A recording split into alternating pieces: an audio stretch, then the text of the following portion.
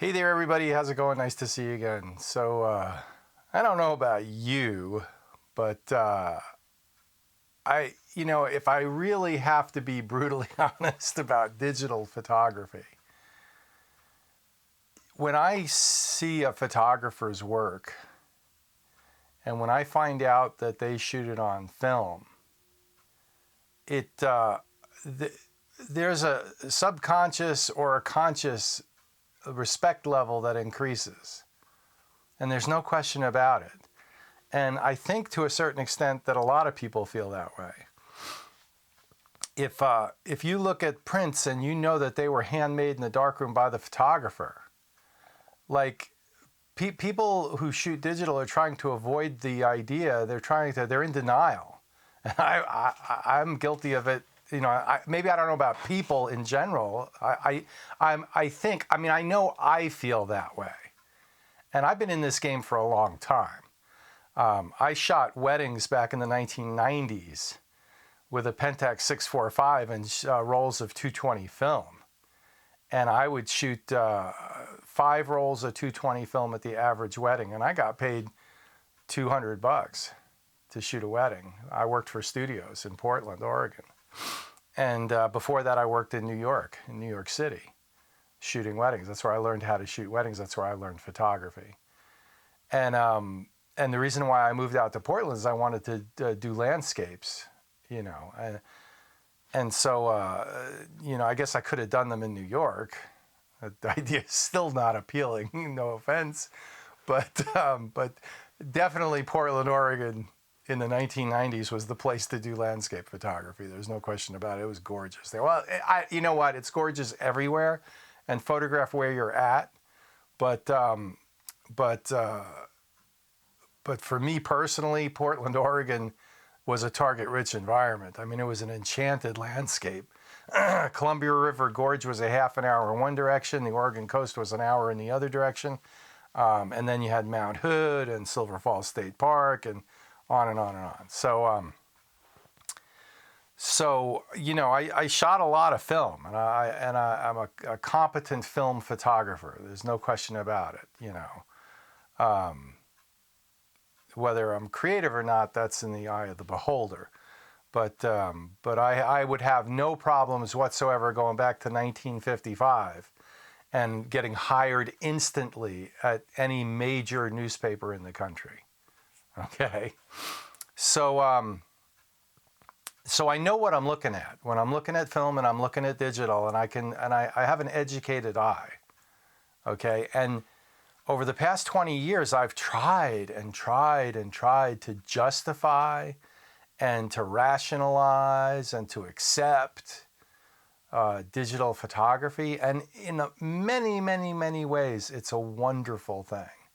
It really is a wonderful thing for newspaper photography, for even for weddings, for any kind of craft photography, weddings, newspapers, wildlife even, I would say, that kind of thing. Digital photography is really the way to go.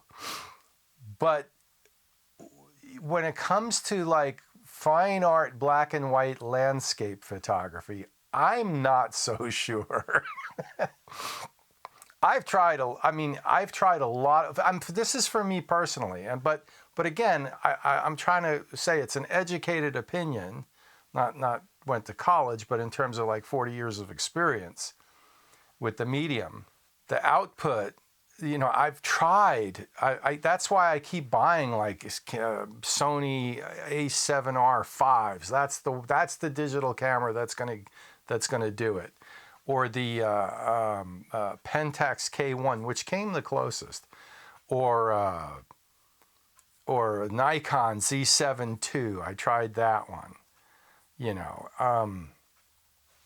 And quite honestly, none of those cameras, and I'm fairly certain, I'm going to take a guess here, I'm fairly certain the GFX isn't going to do it either, okay?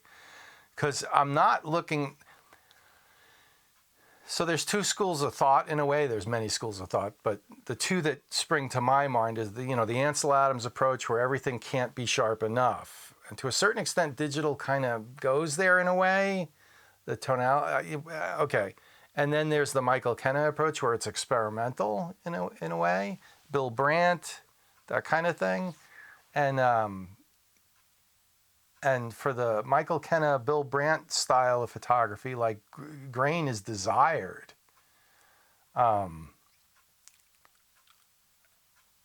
film just renders stuff. I mean, with film, you can do it all in terms of the art world, in a sense. With film, so there's a number of arguments, and there's a number of things I'm very uncomfortable with the digital versus film arguments. Number one, you never shoot film so that it looks like digital. Okay, you never say to yourself, "Oh, if I shoot Ilford HP5 and I process it in Rodenstock 1:1 for 3 minutes, it'll look just like a Nikon Z8 on black and white." Like you don't try to get film. You don't. I mean, film is the gold standard, right? You don't try to shoot film so it looks like any kind of digital, all right? But many people shoot digital photography and then try to make it look like film. So that's a clue.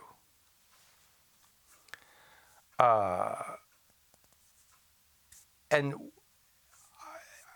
I try to, you're in denial about it, but when you see a photographer who shoots film and then prints their own work in the darkroom, like instantly if the work's any good at all, instantly that photographer's raised to the front of the pack, to the highest level, okay? Even a hybrid photographer, like Ben Horn, okay? He shoots 8x10 film, so kudos to him. Like, you know he's an expert, okay?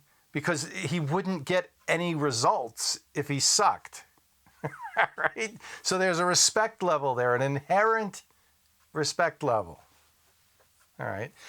I guess it's me being a pilot.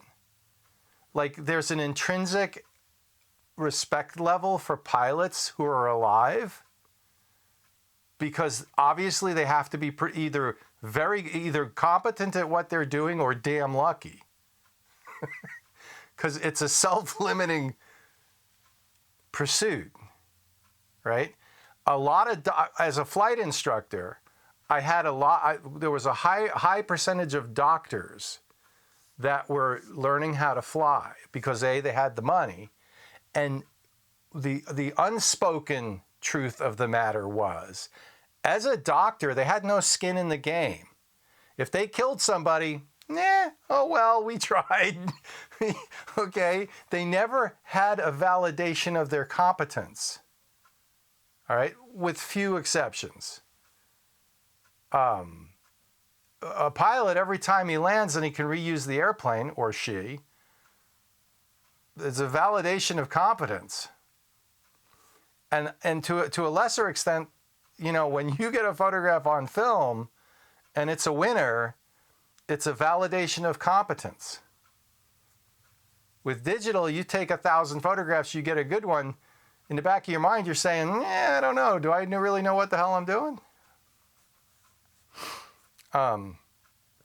You may agree, you may disagree. There's a photographer who will remain nameless, who 6 years ago was shooting a lot of film. And they switched over to digital because they thought they could. And I've looked at a lot of their work. They're online, okay? And they have a channel. And I've looked at a lot of their work. And if you go back 6 years and you look at the film work, and then you look at a lot of the digital work is not as good. It just isn't. The film work looks like Michael Kenna, okay? And that's high praise. You know, it's got that sense of place, that sense of the je ne sais quoi that takes a image from mediocre or competent to the next level. Okay, the digital work, there's a lot of good images, but there's always something slightly not quite the thing about it. And it's that nth degree that elevates the great work to the superb work. And in the realm of landscape photography, particularly, it's that nth degree that makes the difference between an image that's like, oh, that's pretty and that's good, or wow, that really has something that captures the emotions and makes people, you know, react. Just my opinion of 40 years of doing this, you know, tough love. Emperor has no clothes on. All right, not a very popular opinion when the rest of the crowd wants to believe that the emperor's clothes are really sexy so that they gain kudos from the emperor. So there's a moral to that story. It's an old moral. It's a good one.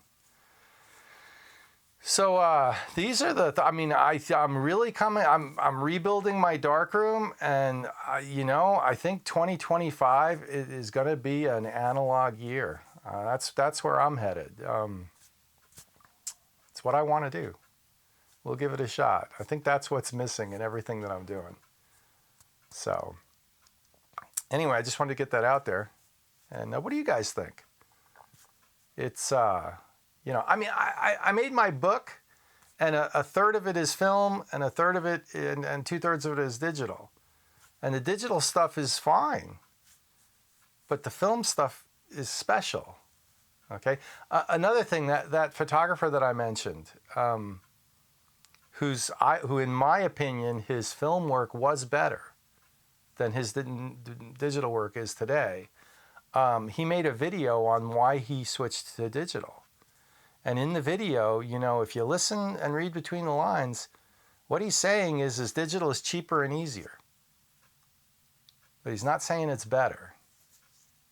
Okay, and I think if you really read between the lines, I think what he's saying is that the digital's good enough. You know, but what does good enough really mean? Good enough means it's not the best. We know there's better out there, but we're going to settle for this. Just an opinion. So, just my opinion. With 40 years of messing around with cameras. 20 of those years digital. 20 of those years film. Shooting film professionally. Shooting landscapes professionally.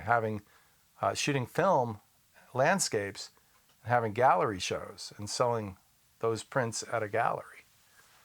So, you know,